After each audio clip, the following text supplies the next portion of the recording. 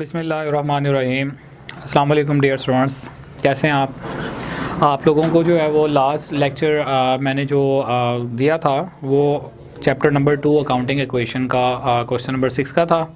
और उसमें जो है वो मेरे पास सामने जैसा कि बुक पड़ी हुई है, इसमें जो है वो मैंने आपको कंसेक्टिवली, आपको पता होगा, 5 क्वेश्चंस जो हैं वो करवाए हैं, बल्कि 6 के 6 क्वेश्चंस जो है वो मैंने आपको बोर्ड पर करवा दिए हैं।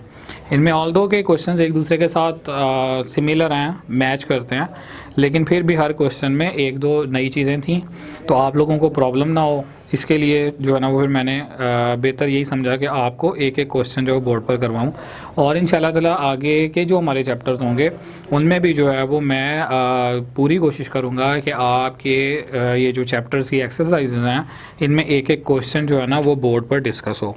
तो आप लोगों का जो है वो फीडबैक मुझे मिल रहा है और बड़ी अच्छी बात है कि आप लेक्चर सुन रहे हैं और उसमें आपके क्वेश्चंस भी मुझे मिल रहे हैं। तो इंशाल्लाह ताला उसमें ये है कि आपको जो है वो रिस्पांस लाजमी मिला करेगा। जो भी आपके पॉइंट्स वगैरह होंगे तो आप वीडियोस देखते रहें और जो भी आपके क्वेश्चंस हैं वो आप मुझे बताते रहें। तो अब जहाँ तक हमारे लेक्चर का ताल्लुक़ है, तो लास्ट जो लेक्चर था उसमें क्वेश्चन 6 किया था और आपको कहा था कि जी लास्ट क्वेश्चन जो है ना वो थोड़ा सा चेंज है। चेंज की सूरत में है, बेसिकली जो पहले 6 सवाल हैं उसमें रिक्वायरमेंट पूछी जाती थी कि आपने अकाउंटिंग इक्वेशन बनानी है, और क्वेश्चन में जो है वो ट्रांजैक्शंस गिवन होती थी, हम ट्रांजैक्शन को पढ़ते थे और उसके बाद उस ट्रांजैक्शन का जो भी इफेक्ट होता था उसको हम अकाउंटिंग इक्वेशन में जो है वो लिख देते थे। और फिर जब सारी ट्रांजैक्शंस के इफ़ेक्ट्स कंप्लीट कर लेते थे तो एंड पर जो है वो आंसर जो है वो हम लोग कैलकुलेट करते थे, जो लेफ़्ट हैंड साइड और राइट हैंड साइड का अकाउंटिंग इक्वेशन में बराबर आ रहा होता था। अब अगर आपने पिछली वीडियोस मेरी देखी हुई हैं तो वहाँ पर आपको अंदाज़ा होगा कि हमारा जो है वो पहले 6 क्वेश्चंस का फॉर्मेट क्या था। तो जो फर्स्ट 6 क्वेश्चन का फॉर्मेट था सॉल्यूशन के हवाले से, वो क्वेश्चन नंबर 7 में दिया हुआ, यानी कि आपने जो है वो पिछले लेक्चर्स में देखा होगा कि जो क्वेश्चन 7 यहाँ पर दिया हुआ है ये एक लिहाज से सॉल्यूशन है। पिछले क्वेश्चंस में हम इस तरीके से सॉल्व करते थे जो क्वेश्चन 7 का फॉर्मेट है। अब यहाँ पर क्वेश्चन 7 जो है ना वो पिछले क्वेश्चंस की निस्बत देखा जाए तो रिवर्स अप्रोच के साथ दिया हुआ उसने, यानी कि पिछले क्वेश्चंस में क्या था, हमें ट्रांजैक्शन देता था और हमें जो है वो इस तरह की अकाउंटिंग इक्वेशन को सॉल्व करना पड़ता था जो क्वेश्चन 7 में है। जबकि इस क्वेश्चन में क्या है, उसने क्वेश्चन का सोल्यूशन दिया हुआ, यानी अकाउंटिंग इक्वेशन उसने पूरी की पूरी जो है वो सॉल्व करके सवाल के तौर पर दी हुई है। अब हमें क्या करना है, हमें अकाउंटिंग इक्वेशन के एक एक पॉइंट को रीड करना है और उसकी ट्रांजैक्शन बनानी है। यानी सिंपल ये है कि पहले ट्रांजैक्शंस गिवन होती थी, सोल्यूशन करना पड़ता था। अब इस सवाल में सोल्यूशन गिवन है और ट्रांजैक्शन जो है वो हमें उसकी बनानी है, यानी कि उसने इफ़ेक्ट्स डाले हुए हैं। अब जैसा कि इसको हम लोग देख लेते हैं, मेरे पास बुक सामने है, पेज नंबर है 42, क्वेश्चन नंबर 7 है। इसमें देखिएगा लिखा हुआ जी, mister Khurram's business position on 1 July is shown by an accounting equation given below. Each line is designated by a letter which indicates effect on the equation of a particular transaction. Describe each of the transaction. वो कह रहा है हर transaction को describe करें, यानी कि ये जो सोल्यूशन दिया हुआ उसने, इसमें ये पॉइंट्स आपको मिल रहे हैं A, B, C, D और E। टोटल इसके 5 पॉइंट्स हैं। इसका मतलब है कि 5 स्टेटमेंट बनेंगी, 5 ट्रांजेक्शन्स बनेंगी।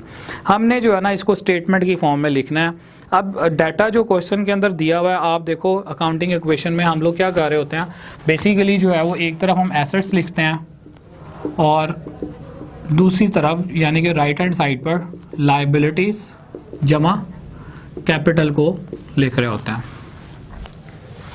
तो उसने जो है वो इसी तरह से जो हमारी लेफ्ट हैंड साइड है इक्वल्स के, ये एसेट साइड है, इसमें कैश की हेडिंग दी हुई है, मशीनरी है, गुड्स है, अकाउंट रिसीवेबल यानी कि बताया था डेटर्स को कहते हैं जिनसे हमने पैसे लेने होते हैं, और ये हमारे एसेट होते हैं। क्रेडिटर आपको बताया था मैंने लास्ट लेक्चर में कि लायबिलिटी है, जिनको हमने पेमेंट करनी होती है वो क्रेडिटर्स कहलाते हैं।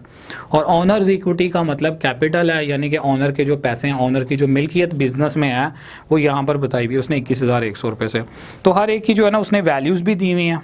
अब हमें जो है वो करना क्या, ये जो पॉइंट ए दिया हुआ उसने, इसमें देखें प्लस के सिंबल के साथ गुड्स वाला जो कॉलम है इसमें 3,750 रुपये से इंक्रीज़ आ रही है, और दूसरी तरफ क्रेडिटर्स भी जो है वो 3,750 से प्लस के सिंबल के साथ इंक्रीज़ हो रहे हैं। तो आपको यहाँ पर अगर समझना हो तो क्या बात क्लियर हुई होगी, गुड्स अगर इंक्रीज़ हो रही हैं तो लाजमी बात है जब हम गुड्स को ख़रीदते हैं तो हमारे पास गुड्स आती हैं, इंक्रीज़ जो है वो प्लस के सिंबल के साथ शो होती है, और क्रेडिटर्स भी इंक्रीज़ हो रहे हैं, इसका मतलब है कि हमने पैसे देने होंगे। तो यहाँ पर अगर आप ट्रांजैक्शन बनाओ तो क्या बन रही है, सिंपल अगर अपने सेंटेंस को देखो तो कि गुड्स खरीदी जा रही होंगी उधार पर, ठीक है। गुड्स प्लस के सिंबल के साथ हैं, इट मीन्स कि आ रही हैं यानी हम परचेज़ कर रहे हैं। और अगर कैश वाला कॉलम में अमाउंट लिखी होती तो इट मीन्स कि पैसों के साथ दे रहे हैं, यानी कैश हमारा लेस हो रहा होता। यहाँ पर कैश वाले कॉलम में कोई चेंज नहीं आ रही, बल्कि क्रेडिटर को उसने इंक्रीज़ किया हुआ। और आपको मैंने बताया था कि क्रेडिटर जो है वो हमारी लाइबिलिटी होती है, तो यहाँ पर फिर इट मीन्स कि लाइबिलिटी जो है ना इंक्रीज़ हो रही है। क्रेडिटर उनको कहते हैं जिनको पैसे देने होते हैं।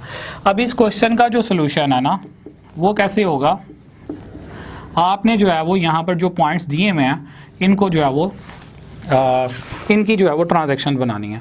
तो ये जो फर्स्ट जो पॉइंट था जिसमें गुड्स 3,750 से इंक्रीज़ हो रही हैं और क्रेडिटर भी इंक्रीज़ हो रहे हैं, इसकी ट्रांजैक्शन क्या बनेगी, गुड्स इंक्रीज़ हो रही हैं तो डेफिनेटली गुड्स परचेज़ की हैं, तो यहाँ पर आप लिखेंगे purchase goods of ₹3,750 on credit basis, ठीक है जी। तो उधार पर जब चीज़ें लेते हैं तभी जो है वो क्रेडिटर्स वाली जो साइड है यानी जो लाइबिलिटी वाली साइड है वो इंक्रीज़ होती है। तो ये हमारी फर्स्ट ट्रांजैक्शन है। अब यानी कि ये आप देखो कि पिछले क्वेश्चन में ये क्वेश्चन के तौर पे इस तरह की स्टेटमेंट होती थी, यहाँ पर सोल्यूशन के तौर पर हमें ये स्टेटमेंट बनानी है, यानी क्वेश्चन का एनालिसिस करना है और हमें जो है वो उसकी ट्रांजैक्शन बतानी है कि क्या बन रही है। तो बी पॉइंट को ज़रा देखें और देखें इसमें क्या चेंज आ रही है। कैश वाले कॉलम में 3,850 रुपये से इंक्रीज़ आ रही है, और अकाउंट रिसीवेबल कॉलम में 3,850 रुपये को उसने माइनस के सिंबल के साथ शो किया हुआ, यानी कि कमी हो रही है। अच्छा, कैश वाले कॉलम में अगर प्लस आ रहा हो तो इट मीन्स के कैश रिसीव कर रहे होते हैं। तो यहाँ पर अगर मैं इसका पार्ट देखूँ तो मैं लिखूँगा cash received of rupees. Cash चूँकि प्लस के सिंबल के साथ शो हुआ हुआ तो लाजमी बात है हमारे पास आ रहा है, तो ये कैश रिसीव हो रहा है कितना है जी, 3,850 रुपये का। अच्छा, ये आ किससे रहा है, आप देखें उसने डेटर्स को कम किया हुआ। डेटर्स या अकाउंट रिसीवेबल का जो कॉलम बना हुआ है इसमें हम वो अमाउंट लिखते हैं जो हमने लेनी होती है, जो अमाउंट हमने रिसीव करनी होती है बिज़नेस में कस्टमर्स से, उनको हम अकाउंट रिसीवेबल के कॉलम में लिखते हैं। तो फर्स्ट जो ट्रांजैक्शन थी उसमें जो मेन हेडिंग थी उसमें क्या लिखा हुआ था कि 7,350 रुपये हमने अकाउंट रिसीवेबल से लेना है, यानी कि हमने अपने कस्टमर से 7,350 लेने हैं। अब ये जो बी पॉइंट है इसमें वो हमें 3,850 रुपये दे रहे हैं, यानी कि हम उनसे कैश रिसीव कर रहे हैं। तो जितने पैसे हम उनसे ले लेंगे उतने से हमने इनके अकाउंट को भी माइनस कर देना, यानी कि जब आप पैसे लोगे तो डेफिनेटली अगर एक कस्टमर से 5,000 लेना है उससे 2,000 रुपये आपको मिल गया तो आपने 2,000 रुपये माइनस करना है ना, बाकी जो पैसे रह जाएंगे रिसीवेबल्स में वो 3,000 आ जाएंगे। इसी तरह से हमने उनसे 7,350 लेना था, 3,850 रुपये मिल रहे हैं तो उतने से हमने डेटर्स के अकाउंट को कम कर दिया, यानी अकाउंट रिसीवेबल को कम कर दिया। और आप देखें इसी कॉलम के नीचे जो है वो 3,500 रुपये लिखा, यानी बकाया जो लेने वाला रह गया इन फ्यूचर वो 3,500 रुपये रह गया। तो यहाँ पर अब अगर आप ट्रांजैक्शन लिखोगे तो कैश जो रिसीव हो रहा है ये किससे हो रहा है, लिखेंगे आप कैश रिसीव फ्रॉम डेटर्स, ठीक है। अब डेटर्स भी लिख सकते हैं और इसकी जगह जो है वो मैंने आपको दूसरी ऑप्शन क्या बताई थी, आप अकाउंट रिसीवेबल का वर्ड भी लिख सकते हैं, यानी ये या ये दोनों में से जो मर्जी लिख लें वर्ड, दोनों ही ठीक है। नेक्स्ट ट्रांजैक्शन पर आए जी।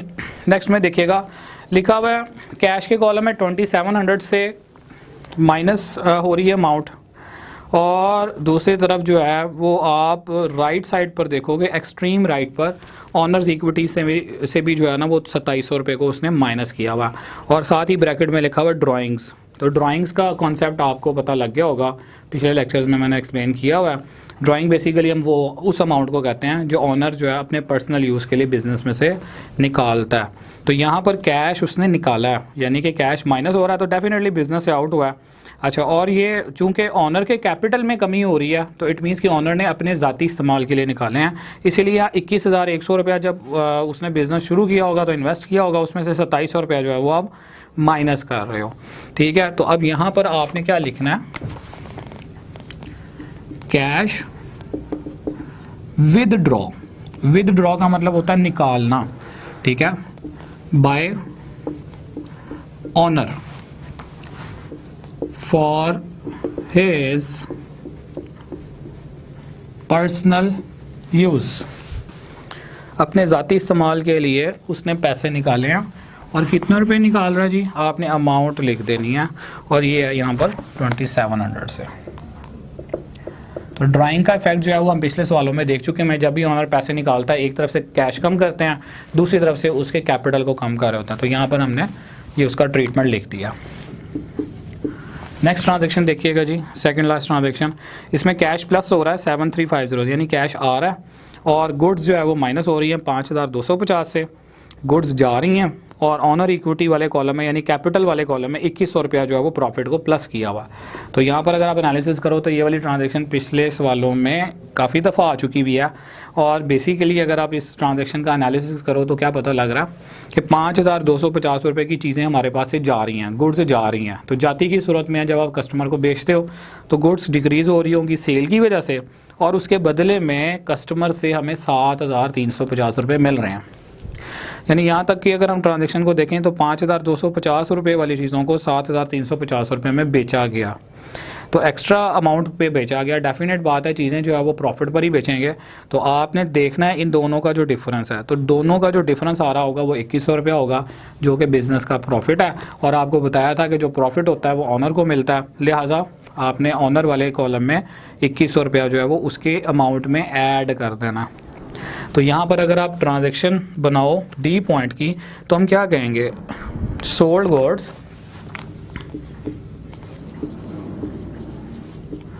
फॉर कैश ऑफ रुपीज़, क्योंकि कैश आ रहा है तो डेफिनेट बात है कैश पर सेल कर रहे हैं, ऑफ रुपीज़ 7350 कॉस्टिंग रुपीज़, उनकी जो असल लागत थी वो कितनी थी, 5250 रुपये। तो ये वाली जो ट्रांजैक्शन है आपको याद होगा ये हमारे पिछले क्वेश्चंस में आ चुकी हुई है। और कौन कौन से क्वेश्चन में आई हुई है, क्वेश्चन नंबर 1 की ये 4th ट्रांजैक्शन है। इसी तरह अगर आप आगे चलें तो क्वेश्चन नंबर 3 में जो है वो उसने ट्रांजैक्शन नंबर सी और डी है, उसके बाद सी और डी जैसी ट्रांजैक्शन है। अब चूंकि सेल वाला पॉइंट है तो डायरेक्टली ये मैच कर रहा है डी के साथ, क्वेश्चन 3 का डी पॉइंट है। उसके बाद आप देखें क्वेश्चन नंबर जो है वो हमारा यहाँ पर आ रहा होगा 5, और 5 का एफ पॉइंट है। और इसी तरह से क्वेश्चन नंबर 6 में आपको जनवरी 5 का वाली जो ट्रांजैक्शन है वो जो है वो यही बताई हुई है, जस्ट अमाउंट चेंज है। तो हमने चीज़ें बेची हैं 7350 की, कैश आ रहा है, और उनकी जो वैल्यू थी यानी गुड्स की जो वैल्यू थी वो 5250 रुपये थी। उसके बाद आप देखिएगा ज़रा लास्ट जो ट्रांजैक्शन है, लास्ट ट्रांजैक्शन यानी ई पॉइंट हमारा जो है, इसमें उसने क्या कहा हुआ, कैश जो है वो 7350 रुपये से जी माइनस हो रहा है, और दूसरी तरफ क्रेडिटर्स भी 7350 रुपये से लेस हो रहे हैं। यानी कैश जब माइनस हो रहा होता है तो इट मीन्स हम कैश रिसीव पे कर रहे होते हैं, सॉरी, जब कैश माइनस होता है तो हम कैश पे कर रहे होते हैं, और जब कैश प्लस होता है तो क्या हम लोग क्या कर रहे होते हैं, कैश रिसीव कर रहे होते हैं। अब चूंकि कैश यहाँ पर लेस हो रहा है तो इट मीन्स कि हमने कैश पे किया होगा, तो यहाँ पर आप वर्डिंग लिखोगे कैश पेड, कैश पे कर रहे हैं। कितना है जी, 7350 रुपये ऑफ रुपीज़ 7350। अच्छा, पे किसको कर रहे हैं, यहाँ पर आप देखें क्रेडिटर्स वाले कॉलम में 7350 रुपये को माइनस किया हुआ है, तो इट मीन्स के क्रेडिटर्स का लास्ट टाइम भी बता चुका हूँ मैं, जिनको हमने पैसे देने होते हैं। तो इस क्वेश्चन में लिखा हुआ कि 12,000 रुपये आपने उनको पे करना था, 7350 आप पे कर रहे हो, ठीक है। तो आप क्वेश्चन के अंदर देखिएगा 7350 रुपये से उसने क्रेडिटर की अमाउंट को कम किया हुआ, ठीक है, और बकाया लेस करने के बाद जो रिमेनिंग क्रेडिटर्स रह गए यानी जो हमारे एंड पे पेएबल्स अमाउंट रह गई है वो 4950 रुपये रह गई है। तो आपने सिंपल ट्रांजैक्शन पास करनी है, कैश पेड ऑफ रुपीज़ 7350 किसको पे कर रहे हैं, टू क्रेडिटर्स। ठीक है, तो जब हम उनको पेमेंट करेंगे तो जितने पैसे हमने उनको देने हैं या दे दिए हुए हैं, ठीक है, उतने से हमने उनके अकाउंट को भी माइनस कर देना। तो ये हमारा जो है वो क्वेश्चन नंबर 7 का सोल्यूशन था। और इसमें जो है वो आपको अगर किसी वाले से कोई पॉइंट ना समझ आया हो तो आप मुझे बता सकते हैं। चैप्टर नंबर 2 अकाउंटिंग इक्वेशन का वो मैंने यहाँ पर कंप्लीट करवाया, और इस चैप्टर में आपने देखा कि मैंने एक एक क्वेश्चन जो है वो बोर्ड पर किया था। तो इस पूरे चैप्टर के अंदर आपको कहीं पर भी कोई मसला है, कोई इशू आ रहा है, कोई आपका पॉइंट है, तो वो आप जो है वो लाजमी पूछ सकते हैं। और इस क्वेश्चन के हवाले से भी स्पेसिफिकली अगर आपके माइंड में कोई क्वेश्चन है तो वो आप जो है वो मुझसे जो है वो रब्ता कीजिएगा, कमेंट्स दीजिएगा और अपना रिस्पांस दें। मैं इंशाल्लाह ताला जो भी आपका इशू होगा उसको पूरी कोशिश होगी कि नेक्स्ट लेक्चर में उनको रिजॉल्व करूं। तो एंड पे भाई ये क्वेश्चन मैं चूँकि आप लोगों ने रिकॉर्ड में अगर वीडियोस देख रहे हैं आप लोग कंटिन्यूसली, तो रिकॉर्ड में रहना चाहिए। क्वेश्चन नंबर लिखना भूल गया था, तो ये लास्ट क्वेश्चन है जी हमारा। Thank you so much.